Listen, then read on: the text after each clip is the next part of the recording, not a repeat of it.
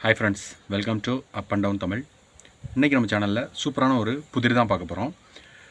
அது என்ன புதிர்னு பார்த்தீங்கன்னா, இது வந்து மொத்தம் 5 எழுத்துக்களை கொண்ட ஒரு சொல் தான் இன்றைக்கு விடையாக வரக்கூடியது. முதல் எழுத்து வந்து நே அப்படிங்கிற எழுத்தில் ஆரம்பிக்கக்கூடிய ஒரு சொல்.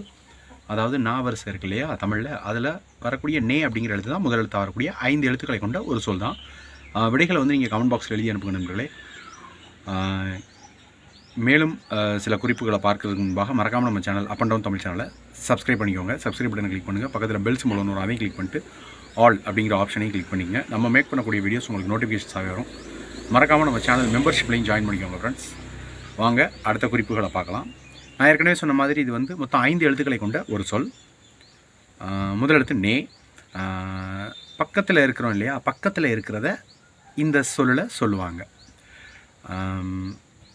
அருகருகில் இருக்கிறத, அதாவது அருகாமையில் பக்கத்தில் இருக்கிறத இந்த நே அப்படிங்கிற எழுத்து தொடங்குற எழுத்தில் 5 எழுத்துக்கள் கொண்ட சொல்லில் சொல்லுவாங்க. நன்றி, வணக்கம். தேங்க்ஸ் ஃபார் வாட்சிங்.